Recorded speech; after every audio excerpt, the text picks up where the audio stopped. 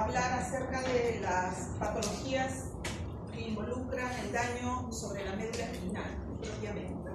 En la práctica seguramente han tenido oportunidad de ver a pacientes de esta naturaleza en el gimnasio de lesiones del fondo, en el gimnasio del fondo, hay personas con cuadriplegia, paraplegia. Y es un gran problema poder identificar o hacer el diagnóstico de estos pacientes, puesto que llegan con frecuencia a rehabilitación, como siempre digo yo, con el apellido.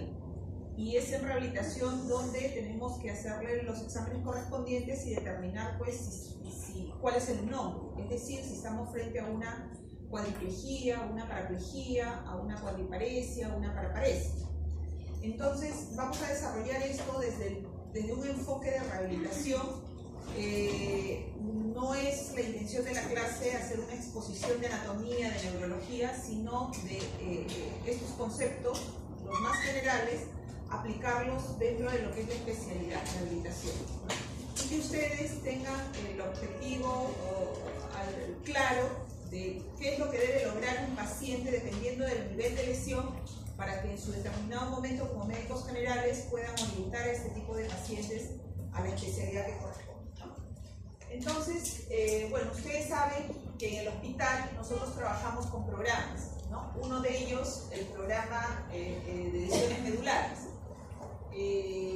puesto que el abordaje de cada uno de estos grupos de pacientes tiene una orientación específica muy particular, ¿no? Sobre todo en el caso del paciente lesionado medular, donde no solamente se ve afectada pues la parte, digamos, orgánica del paciente, sino también la parte emocional, y no solo del paciente, sino también del entorno que va a involucrar esta lesión, ¿no? De las personas que van a estar alrededor de este paciente.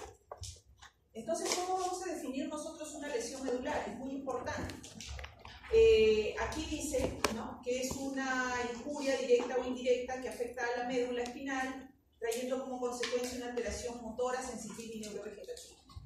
En la práctica, podemos resumirlo que una lesión medular es todo daño que se presente sobre la médula, ¿no?, que afecte a la médula espinal y que va a evidenciar un trastorno motor, sensitivo y neurovegetativo, siendo la parte motora la más importante para nosotros para poder determinar el diagnóstico preciso de este tipo de lesión. Es importante que ustedes tengan claro esto, ¿no? Entonces, la parte motora la vamos a evaluar a través del movimiento activo, la presencia del movimiento, la presencia o ausencia del movimiento activo. La parte sensitiva a través de los test de sensibilidad que vamos a ver más adelante, y determinar si hay anestesia, hipoestesia o alguna alteración de la sensibilidad. Y la parte neurovegetativa con la alteración pues, de los esfínteres, ¿no?, que vamos a ver comprometidos en este tipo de casos. Es importante que ustedes tengan claro estos términos porque son los que nos van a permitir, ¿se escucha atrás? Porque son los que nos van a permitir hacer el diagnóstico de la lesión propiamente, ¿no? Entonces, acá hay una serie de textos que sería interesante que luego los lean, pero en forma práctica, ¿no?, resumidos, pues para que yo tenga un paciente que le voy a denominar cuadri o tetrapléjico, ¿no?, significa que va a haber un compromiso de las 4 extremidades. Igualmente en el caso que yo mencione que es un paciente parapléjico, ahí diré que el paciente es un parapléjico cuando hay afectación de los miembros inferiores. No hay parapléjicos de miembros superiores. Por lo tanto, si yo tengo compromiso de miembros inferiores y superiores, definitivamente será o cuadripléjico. Nosotros podemos decir que es una plejía o es una paresia, teniendo en cuenta el grado de movilidad que nosotros evaluemos en este paciente. Movimiento activo, señores. Movimiento activo. Salud. ¿Ya? Salud.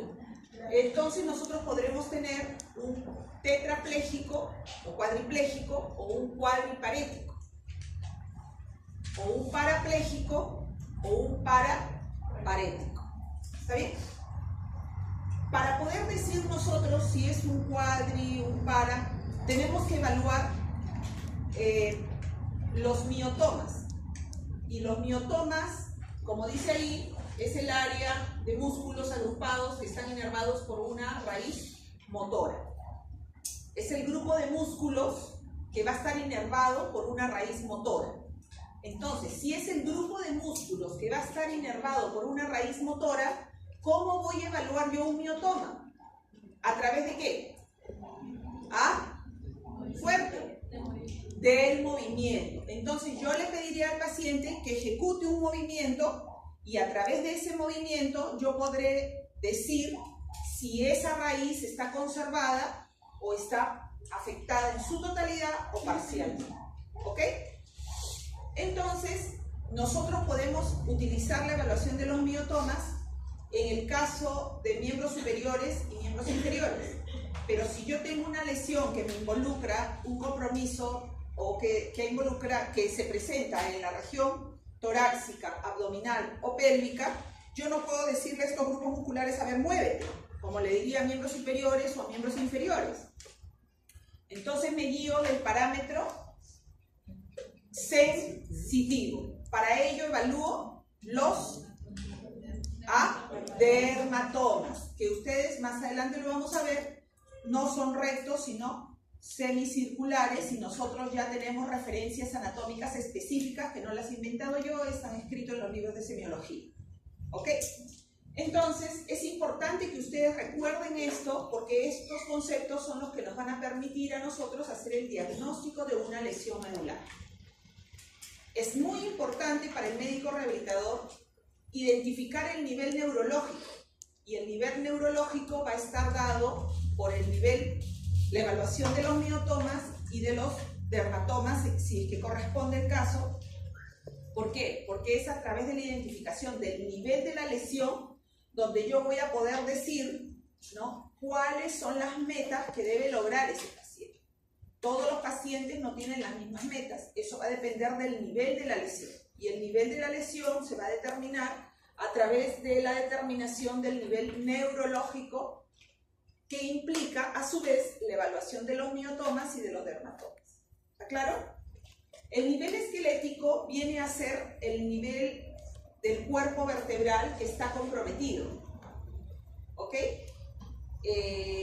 La vértebra que va a estar afectada, que muchas veces no coincide necesariamente con el nivel neurológico. Puede estar un poquito más arriba o un poquito más abajo, ¿no? Y eso generalmente nos lo va a dar pues, un examen auxiliar como una placa radiográfica, una resonancia magnética, ¿no?, que tiene cierta importancia porque nos va a permitir también trabajar en equipo con el neurocirujano. De eso se encarga el neurocirujano, puesto que en algunos casos, antes de que yo empiece a trabajar, ¿no?, a ver esa parejita del fondo, les garantizo que se van a sacar menos de 0,8. Les garantizo, porque varias preguntas de las pruebitas que les voy a tomar ya las he dicho. Entonces, si el caballero está que la distrae, se va a perjudicar a usted. Si desean conversar, yo no tengo ningún inconveniente. La puerta está abierta, pueden retirarse. Firmen la asistencia y se retiran. Discúlpenme que sea así tan radical, pero respetos guardan respetos. O de repente tiene algo interesante que compartir, lo invito adelante para que lo compartan. Ya, nos quedamos entonces. Las lesiones medulares también pueden ser completas o incompletas. ¿A qué me refiero con esto? Acá hay un texto que también les voy a pedir que ustedes lo lean luego, pero que entiendan y capten la idea de lo que quiero transmitirles. Esto es un tema un poquito fastidioso, incómodo, pero estoy tratando de hacerlo lo más digerible para ustedes, para que les queden los conceptos básicos, por favor.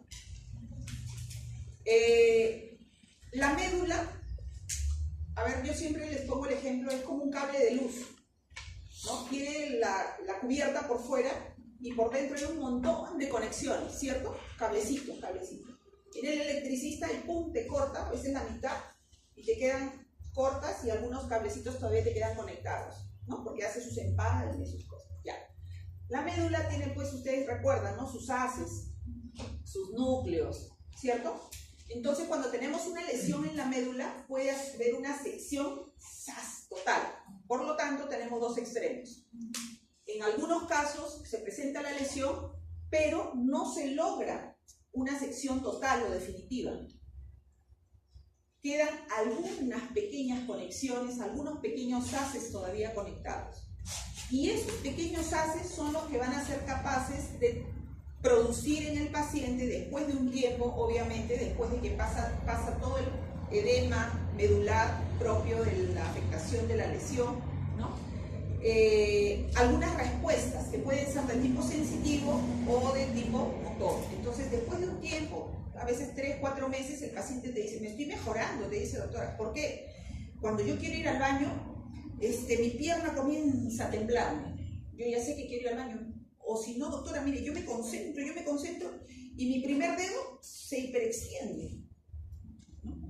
Y no es que se concentre ni que esté recuperando movimientos, sino que atribuimos que es una lesión incompleta y que ante algún estímulo se activan esas vías y se presenta esa manifestación.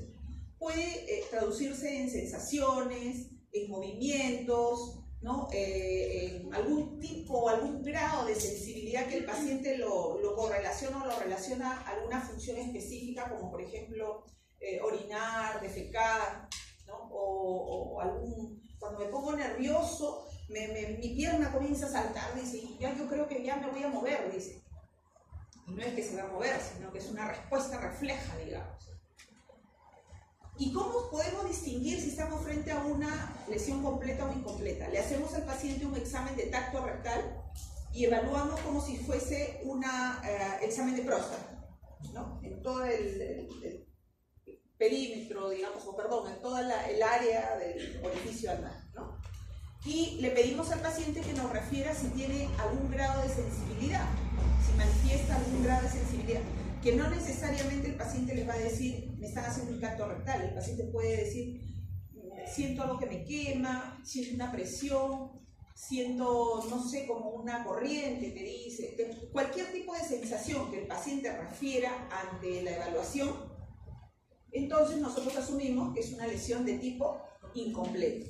Y nosotros, cuando tenemos esa respuesta de parte del paciente, esperamos tener alguna respuesta de repente que nos permita aprovecharla para correlacionarla a alguna función, sobre todo de tipo neurovegetativo en el paciente, ¿no? Entonces tenemos que irle explicando al paciente para que él vaya correlacionando esas respuestas a alguna función, ¿no? Y le permita pues aprovecharla, ¿no? Para poder mejorar su calidad de vida finalmente, ¿no?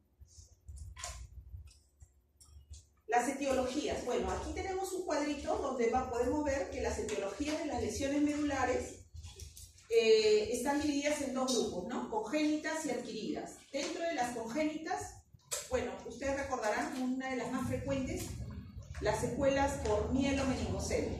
Son las más frecuentes y que seguramente han tenido oportunidad de ver cuando han hecho sus cursos de neurocirugía o de neurología.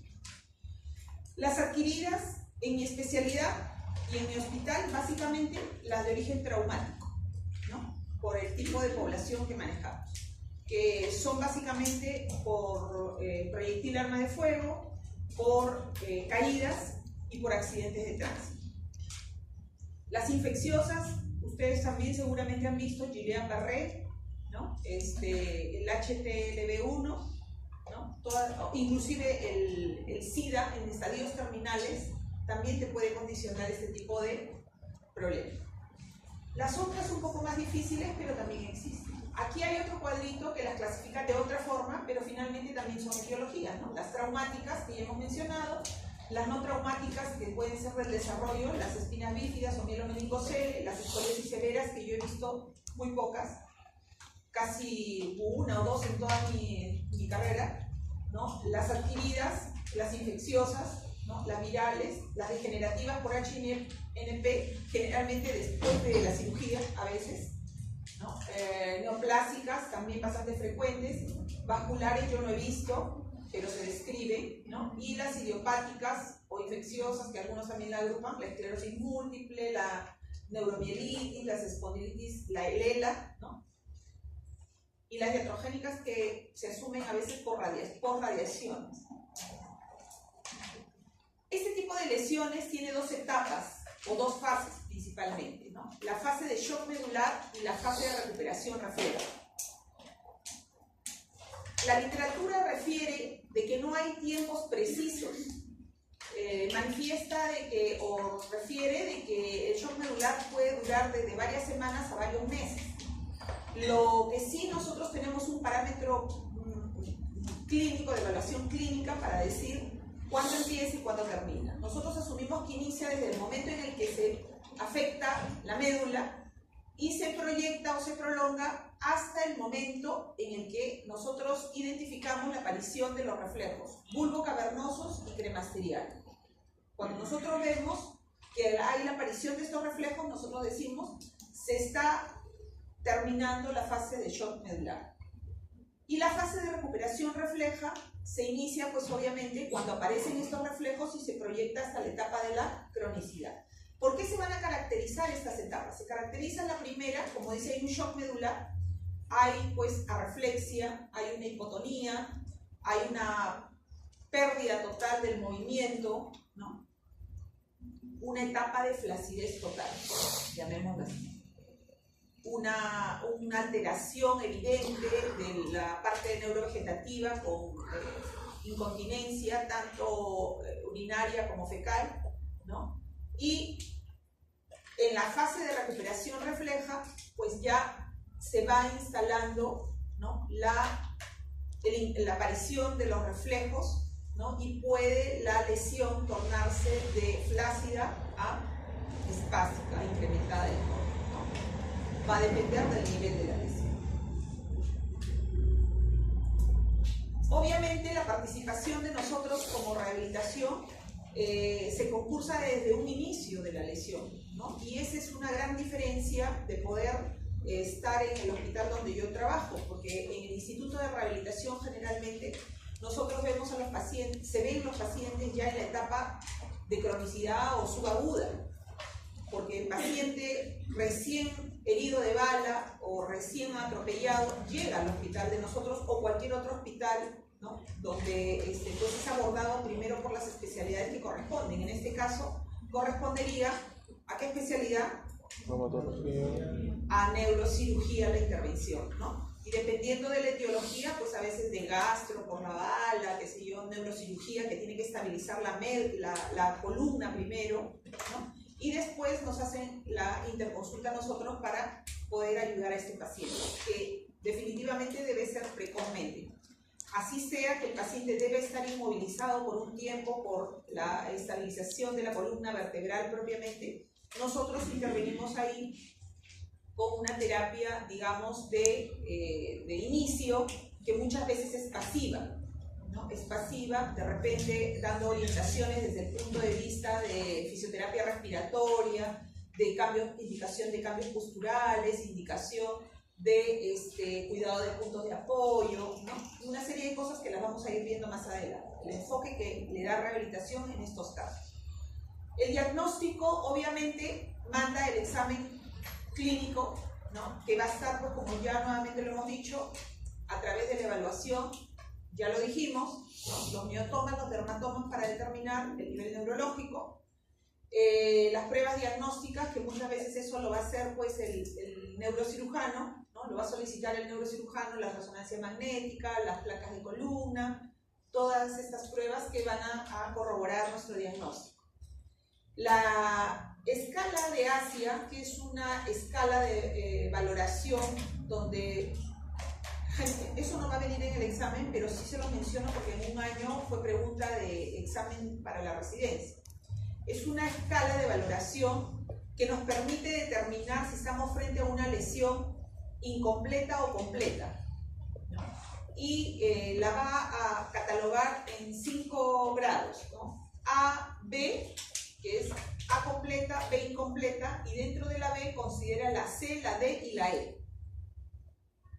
El problema es la C, la D y la E, que le va a dar una valoración teniendo en cuenta el test muscular que vamos a ver más adelante, y vamos a poder ver si la lesión, que inicialmente debutó muchas veces como una plejía, muchas veces puede evolucionar y terminar siendo una paresia, ¿no?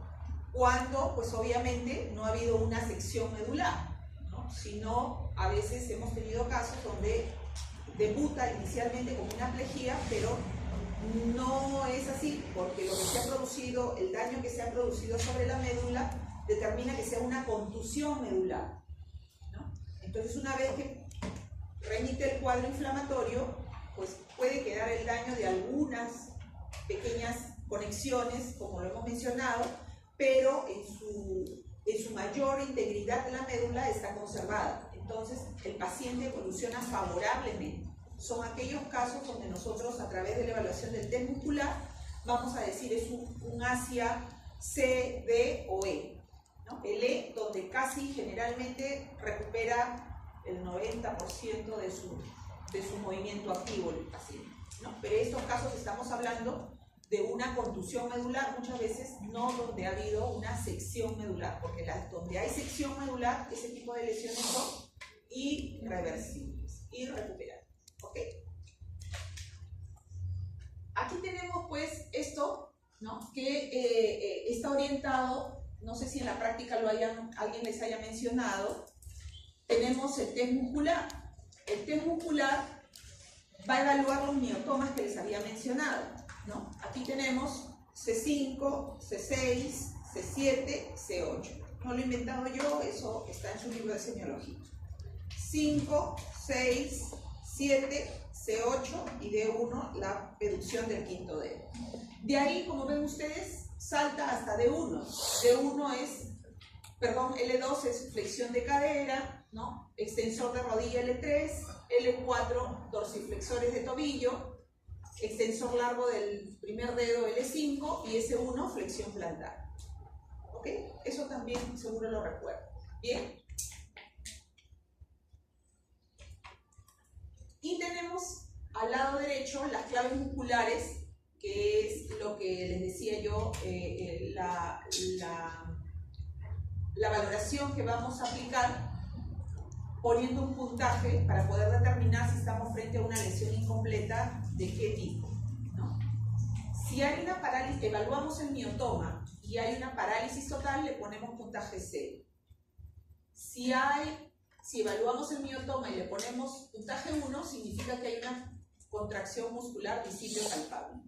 Y así sucesivamente hasta llegar al 5, donde vemos que si evaluamos el miotoma y hay un movimiento activo que vence una gran resistencia, ¿no? Contra la gravedad, obviamente, le pondremos valoración 5. Y eso significa que es un movimiento normal, ¿no es cierto? Entonces, mientras más nos acercamos al 5, quiere decir que vamos mejorando. ¿Estamos? El Asia C te considera, ¿no? Un puntaje que le des entre 2 y 3, ¿no? El Asia 4, perdón, el Asia D te considera que le des una valoración de 4, y el Asia E, pues sí, tú estás entre el 4 y el 5. ¿Sí? Este test muscular les va a permitir, es importante que ustedes lo sepan, porque eso les va a permitir no solamente hacer la evaluación para determinar Asia, que como les digo, no les voy a preguntar en el examen, pero sí es importante porque les va a permitir después complementar sus exámenes neurológicos. En general, cuando vean cualquier tipo de caso neurológico, y les va a permitir a ustedes determinar si están frente a una aplejía o a una paresia, ¿no? Que puede ser un cuadro, un para, una mono, ¿no? Cuando es de una sola extremidad, ¿no? Aquí tenemos el test de sensibilidad, que también tiene su clave, ¿no? Que es 0, ausente, o sea, hay anestesia. El 1, hay hipoestesia, hay un pequeño error. Y en el 2, hay la sensibilidad normal, ¿no? El paciente siente normalmente. Todo esto que está escrito, que son los dermatomas, ¿no? Está graficado aquí. Y ustedes recordarán, ¿no? ¿Qué dermatoma corresponde en sus tetillas? D4. Su ombligo. 10. Y el borde inferior de sus escápulas. 7. Muy bien. Y llegamos a la parte del tratamiento que le damos a este tipo de pacientes, ¿no? El tratamiento es un tratamiento integral, ¿no? No se puede hacer solamente fisioterapia, ¿no? Y dentro de lo que es fisioterapia, pues no hay ningún agente físico que nosotros le pongamos que recupere el movimiento para el día siguiente. El único agente físico que podría ayudar en este tipo de casos principalmente, ¿cuál es? El movimiento, ¿no? Entonces, lo que tenemos que tratar aquí es de identificar qué raíz es la que está parcialmente dañada. Y esa raíz que está parcialmente dañada, yo tengo que potenciarla. Y al potenciarla, yo voy a mejorar la calidad de ese movimiento remanente que pueda tener el paciente. Porque recuerden ustedes que si yo identifico mi nivel de lesión aquí, las tetillas por decir, todo lo que esté por debajo ya está abolido. No voy a recuperar. Entonces yo tengo que recuperar y fortalecer, reforzar todo lo que esté por encima de ese nivel de lesión. ¿Qué significa? Que de repente hay algunas raíces que estén parcialmente dañadas y que yo tenga que potenciar, insistir en esas raíces para yo poder recuperar algo de movimiento en ese paciente. ¿Está bien? Porque todo lo que esté por debajo de mi nivel de lesión ya no voy a recuperar absolutamente nada. Tal vez le dé mantenimiento para la parte del trofismo, ¿no? Y mantener los rangos articulares para evitar rigideces, deformaciones, qué sé yo, pero no, mi objetivo como rehabilitación no va a ser recuperar movimiento de esas zonas, sino el movimiento que esté por encima de mi nivel de lesión. ¿Claro? Ya, entonces el tratamiento va a estar enfocado pues a la parte ocupacional también, porque es en esta área de la rehabilitación que nosotros vamos a implementar al paciente con una serie de ayudas que van a mejorar la calidad de los movimientos remanentes que pueda tener. Y además el paciente en esta área también va a aprender a utilizar el remanente de sus funciones para poder satisfacer algunas necesidades básicas, ¿no? Y su desenvolvimiento dentro de un determinado espacio, ¿no? Por ejemplo, a los cuadriplégicos, no sé si han visto el cuadripléjico en el gimnasio que tenemos, ¿no? A ese señor se le han hecho adaptaciones, ¿no? Para su muñeca, ¿no? Para que él pueda de repente llevarse una cucharita a la boca, ¿no? Para que pueda de repente contestar el teléfono o pueda empujar su sillita de ruedas, ¿no? Entonces, ahí en terapia ocupacional es donde se le enseña todo eso, así como manejar su silla de ruedas y de repente al que tiene nivel más bajo, desplazarse en su silla de ruedas también en forma independiente, lo más independiente que se pueda, ¿no? El aspecto psicológico es muy importante, como les mencionaba desde un inicio. Este es un problema que no solamente involucra al paciente, sino también a su entorno. Tenemos también la parte, el enfoque social, sociolaboral, porque hay que reinsertar sociolaboralmente a este paciente, si es que pues, también él lo desea, ¿no? Y si es una persona joven, con mayor razón. La parte de sexualidad también es muy importante, la trabajamos junto con el urólogo, ¿no? Se trabaja junto con el urólogo, pero nosotros jugamos un papel muy importante, puesto que al que el paciente le pregunta, voy a caminar de nuevo, ¿no? Voy a poder tener actividad sexual de nuevo, no es al neurocirujano, ni al neurólogo, ni a ninguna especialidad, es a nosotros, a quien nos preguntan, ¿no? Y nosotros tenemos que abordar eso. Desde este punto de vista, ustedes saben que la sexualidad es algo muy importante en el ser humano.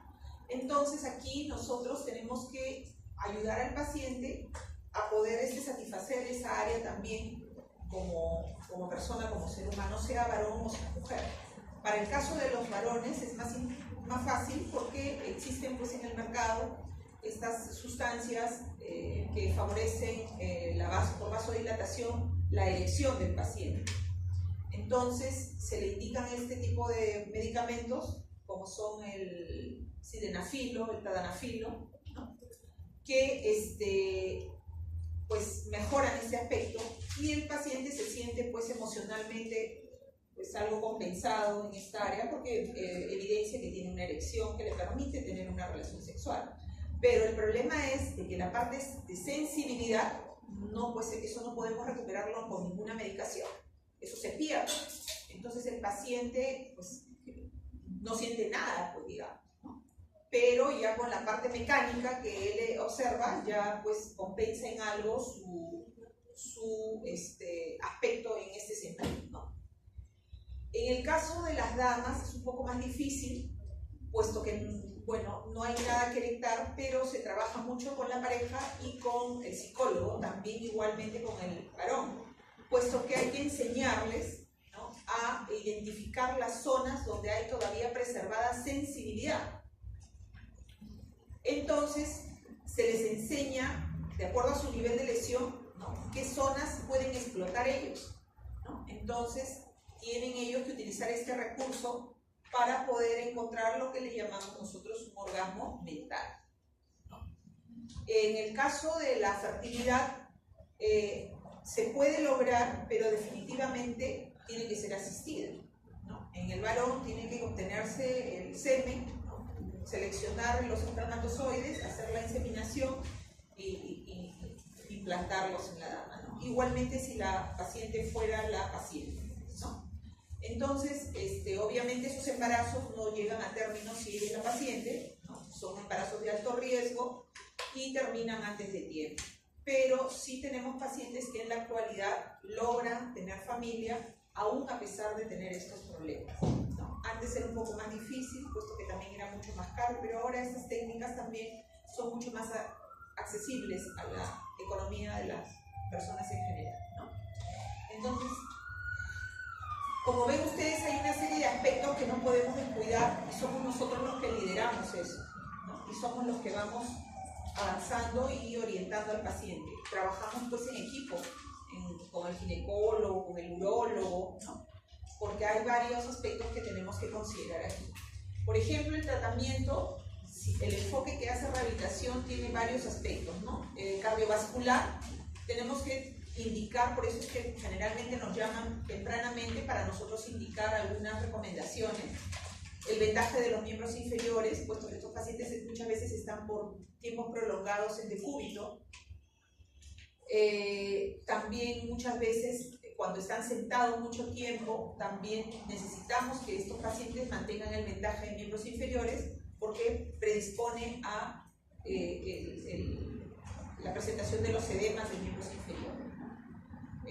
Tenemos que recomendar también el paso progresivo tanto de la postura de cúbito a la sedente y de la sedente a la bipedestación, ¿no?, que lo vamos logrando con las sillas electrónicas con sistema de bipedestación o las camillas también de bipedestación que a veces tenemos en los diferentes lugares donde vamos a recibir la terapia, ¿no?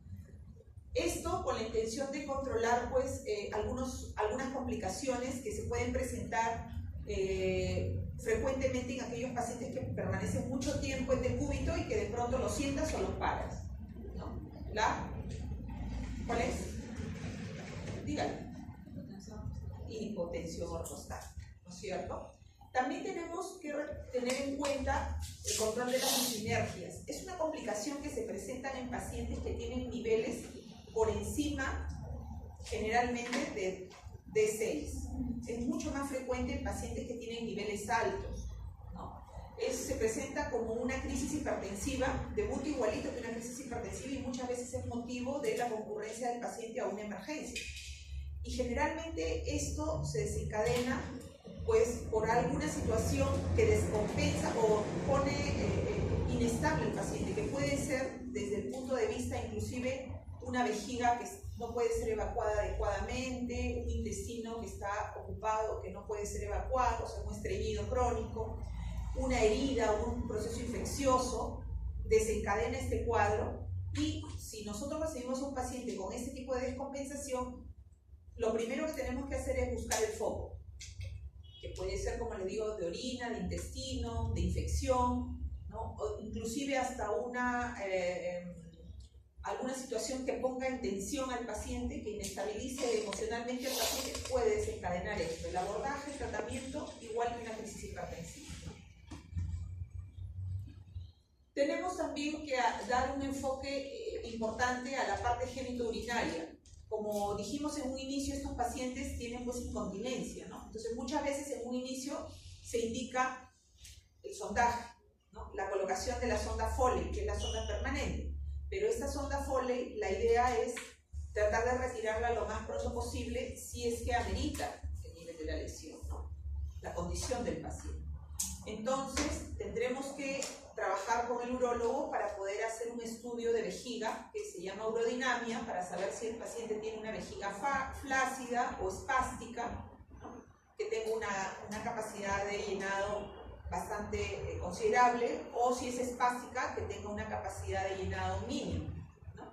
Poder ver si los esfínteres están dilatados o están cerrados y poderlos trabajar en conjunto con esta especialidad para poder facilitar la evacuación de la orina a través de una forma manual, a través de las maniobras de Credé, que es lo que le enseñamos inicialmente al paciente, y luego al cateterismo intermitente, ¿no? Previo clampaje de esa sonda para poder reeducar los esfínteres, ¿no?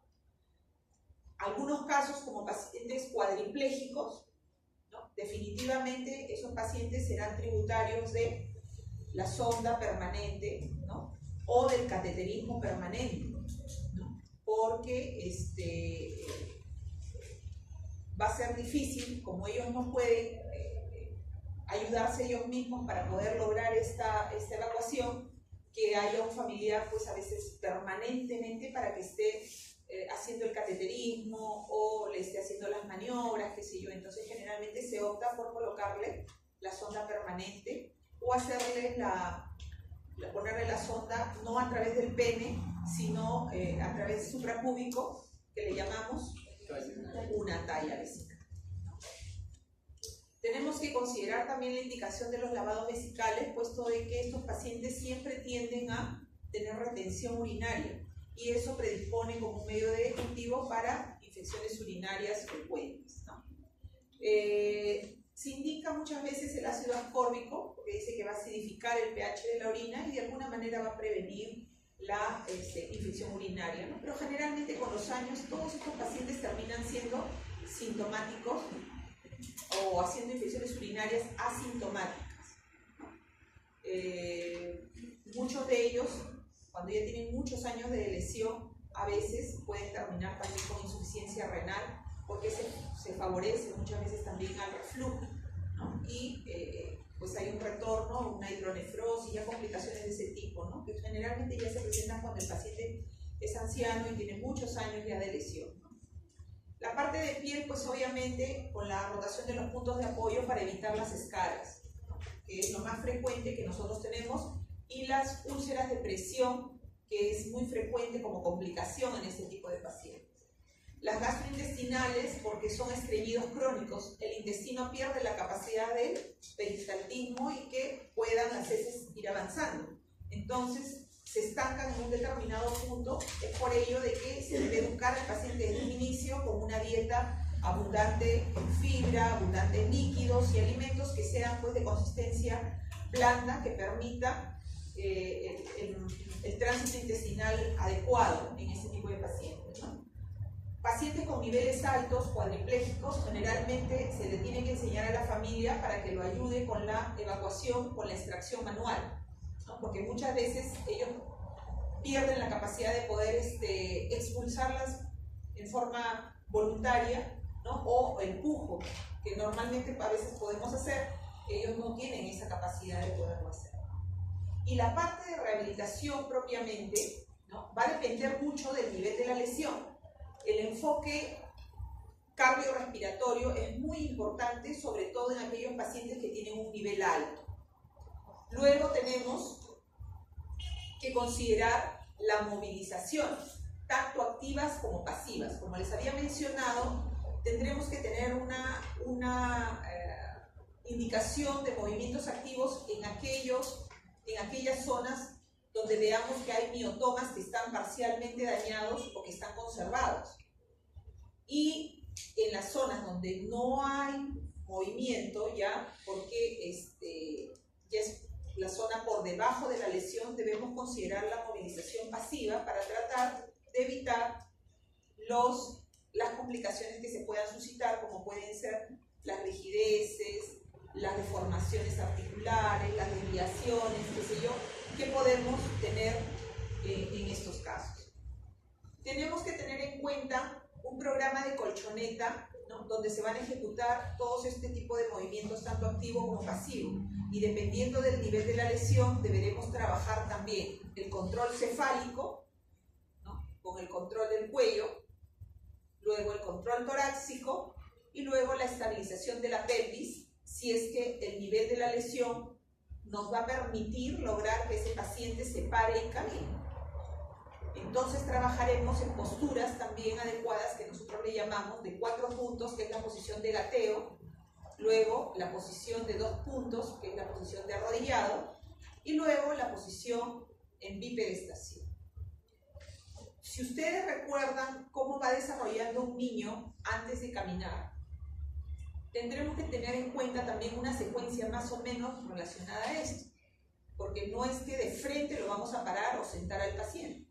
Tendremos que enseñarle al paciente primero, si es que el nivel lo permite, a arrastrarse, a girar sobre sí mismo, luego a sentarse, si es que el nivel lo permite, y luego recién a pararse. Todo ello involucra pues que trabajemos posturas y equilibrio. Esto va de la mano con el fortalecimiento muscular de los diferentes grupos musculares involucrados, porque, como nuevamente insisto, va a depender mucho del nivel de la lesión. Para todos no se les puede indicar lo mismo, va a depender del nivel de la lesión. Luego, cuando tengamos pacientes que ameriten hacer bipedestación y marcha, la literatura dice que un paciente puede hacer marcha cuando tiene un nivel, ¿no?, que puede, si tiene un nivel D10 o por debajo de D10, ese paciente casi seguro que se tiene que parar. Tiene que pararse sí o sí, si es que no tiene ningún factor intercurrente. Por debajo de D11, D12, definitivamente ese paciente debe caminar.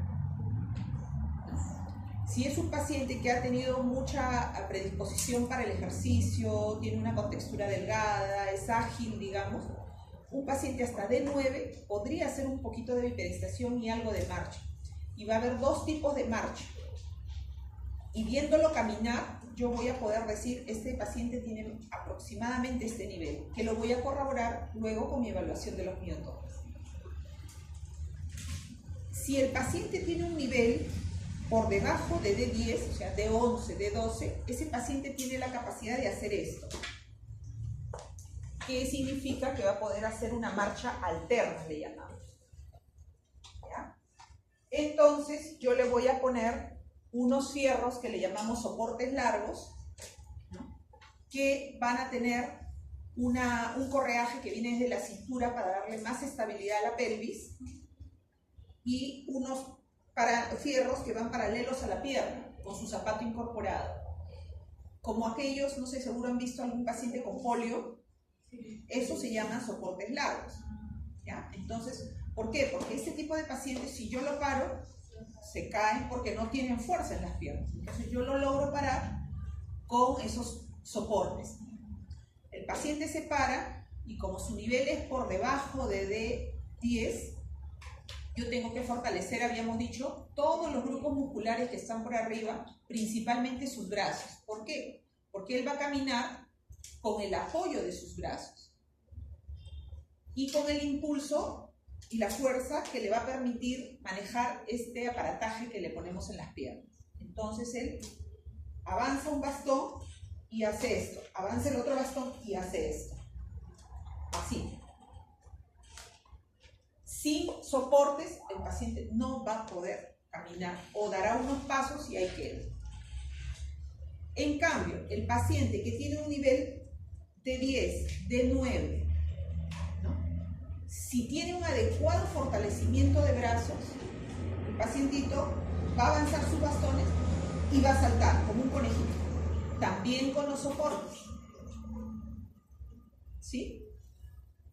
Va a avanzar con toda la pelvis en bloque. Entonces él va a avanzar con la fuerza de sus brazos, que le va a dar el apoyo anterior y el impulso que le va a dar a su pelvis. Y como es delgado, ágil, va a avanzar. Esa se llama marcha péndula.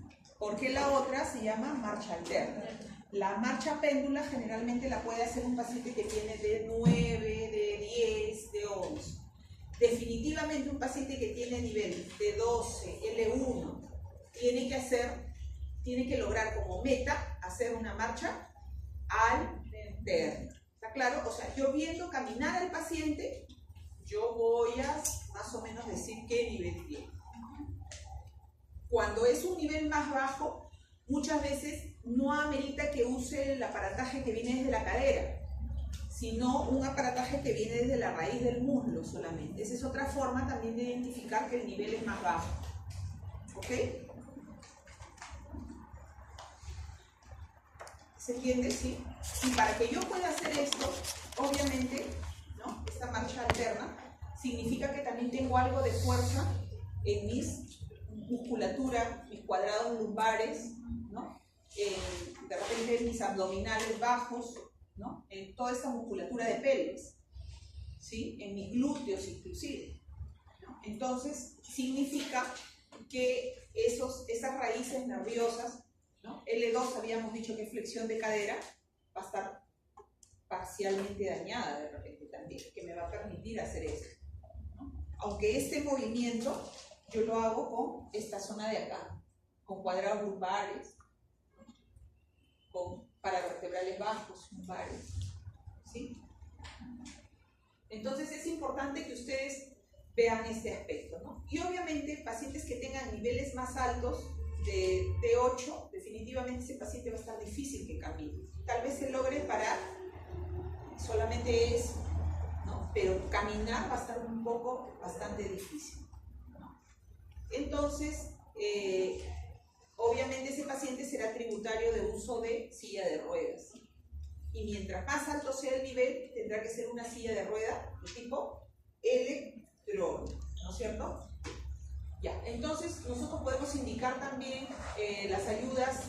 Bueno, acá la porcelería indica algunos corsets con nombres propios, pero generalmente eso los indica el neurocirujano. Nosotros en rehabilitación manejamos el corset rígido, el semirrígido, generalmente en este tipo de pacientes, ¿no? Que lo que nos permitiría es darle estabilidad a esa columna, inmovilizarla un poco, ¿no? Para evitar, como estos pacientes a veces paran sentados mucho tiempo, deformaciones, porque terminan haciendo cifoescoliosis, ¿no? O terminan haciendo alguna desviación de columna por las posturas que ellos van adoptando, tanto en pedestación o en sedestación.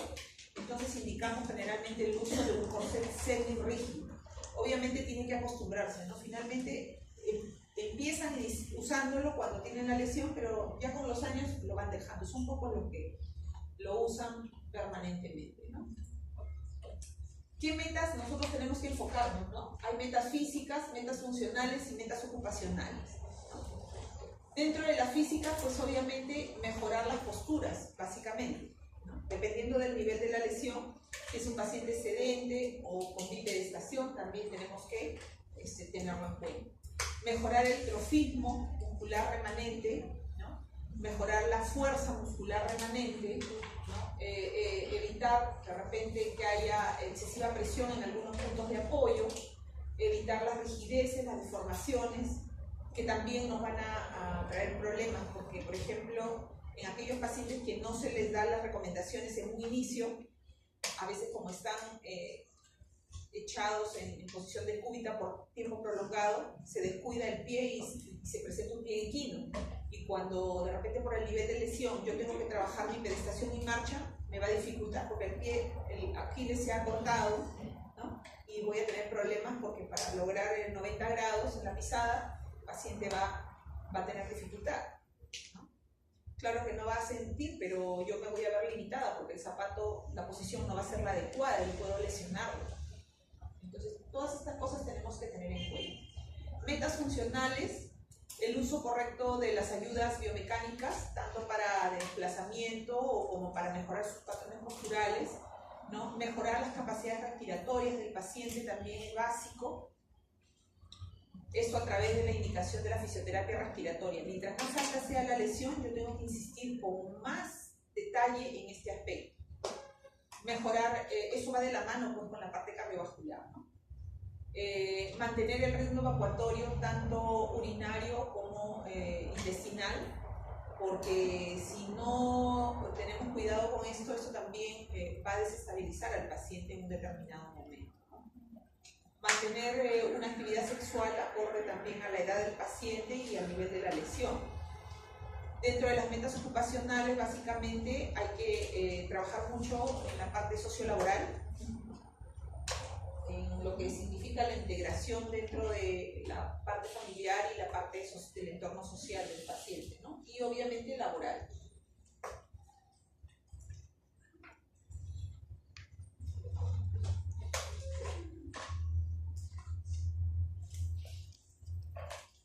Complicaciones vamos a tener, ¿no? Complicaciones desde la parte musculoesquelética, con deformaciones en flexión, ¿no? O en hiperextensión, rigideces, la hipotrofia muscular que finalmente siempre se va a tener, siempre, ¿no? a lo largo del tiempo, a pesar de las movilizaciones que podamos ofrecerle. Y algo muy importante, ¿no? La presentación de las fracturas patológicas, ¿no? Que tenemos que tener mucho cuidado. Por ejemplo, en pacientes que tienen un nivel alto, no tienen un buen control de tronco, entonces a veces uno lo sienta, ¿no? Se descuida y como el paciente no tiene capacidades defensivas, el paciente se va a caer y se puede fracturar ahí, ¿no? O a veces tiene movimientos involuntarios y eso va a hacer que el paciente se caiga de la silla y se fracture la pierna, ¿no? Tuvimos en una oportunidad un pacientito en cuadri, se le trabajaba en posición sedente en colchoneta, entonces se le sienta, como a los niños chiquitos, ¿no? Tú lo sientas y las piernitas se las abren para que tengan una mejor base. Pero el niñito, pues cuando ya, ¿no? Tú trabajas eso, el niñito tiene defensivas, el niñito se agarra o se pone de costadito, ¿no? O pone sus manitos. En cambio, este tipo de pacientes puede de repente tener la manito aparentemente ahí de adorno, pero no significa que tenga apoyo. Entonces el paciente se le fue a la terapista, ¿no? Y ¡pum! Se cayó el pobre paciente y se fracturó la ceja del acetabulum, ¿no? Fractura de cadera. Entonces tuvimos problemas y así de ese tipo en algunas oportunidades, ¿no? O pacientitos que también tienen espasticidad y les da sus crisis, por eso es que muchos de estos pacientes los ven con sumisión, ¿no? Están sentados y están sujetas las piernas, el tronco, ¿no? Porque de pronto pueden inestabilizarse y les da este problema y se caen de la silla, se golpean tibia, peroneo y fractura, ¿no? Generalmente esto es con los años porque ustedes saben que todo segmento que no se moviliza en forma activa predispone la parte ósea a la osteoporosis, ¿no? Entonces termina haciendo. Y tampoco podemos, o sea, hay un problema aquí un poco controversial porque tampoco podemos darles mucho suplemento de calcio, porque como no se moviliza, entonces también predispone a la formación de cálculos, que también es otro problema. Entonces, bueno, tenemos que jugar con eso, ver cómo avanza. En la parte cardiovascular es muy frecuente por gravedad, como ellos paran sentados o echados, ¿no? Que hagan a veces edemas, ¿no? Y hacen problemas vasculares que con los años amerita que se trabaje mucho con el hematólogo para manejar esos aspectos. También en temporadas donde se incrementa esto, ahí sí nosotros podemos trabajar un poco utilizando un poco de masoterapia evacuante, un poquito de corrientes para favorecer el retorno venoso, ¿no? De alguna manera, pero tampoco es pues una solución al problema, ¿no? En temporadas donde de repente podamos ver que hay un incremento de esta situación. En la parte pulmonar, las neumonías, que son mucho más frecuentes en pacientes con nivel alto. Entonces tenemos que cuidar mucho a este tipo de pacientes. ¿Recuerdan a la niña esta que balearon en la vía expresa? Esa niñita tenía un nivel bien alto. Más alto que el nivel que tiene el paciente que tenemos en el hospital que va al gimnasio, ¿no? Y esa niña se murió por una neumonía, una complicación de la neumonía, ¿no? Es una insuficiencia respiratoria. A esa niñita, como yo sé que tuvo un movimiento muy alto, porque la niñita en alguna entrevista le decían mueve tus bracitos y la niñita movía así sus bracitos, no sé si alguna vez la vieron, ¿no? No podía hacer ni siquiera esto como lo hace a veces mi paciente que hay en el hospital, ¿no? La niñita solo movía esto. Y también por otra cosa, porque a la niña nunca le pudieron quitar el tubo de traqueostomy, ¿no? Entonces, eso nos hace a nosotros asumir de que el nivel de la lesión es mucho, mucho más alto, ¿ok? El sistema genitourinario, bueno, las vejigas es un gran problema para nosotros, pero se logra manejar con ayuda del urólogo, ¿no? Y con la medicación muchas veces, y la ayuda de la familia también, que a veces participa en el cateterismo, que es intermitente cada 6 horas, cada 8 horas. La parte gastrointestinal, sobre todo en pacientes cuadripléjicos, terminan haciendo hilos paralíticos, ¿no? Cuando hacen estreñimientos crónicos, que a veces esta cirugía llega a estos pacientes. Y la parte de piel, que pues es también de mucho cuidado con ellos, porque si tienen una escara, definitivamente nos va a limitar a nosotros para trabajarlo como quisiéramos, ¿no? Y generalmente las zonas más frecuentes pues son las sacrococcígeas, ¿no? Las isquiáticas, los talones, los codos, las escápulas son las zonas más frecuentes de escara para ellos, ¿no? Y llegamos a una parte muy importante, que son las metas que debe lograr el paciente de acuerdo al nivel de la lesión.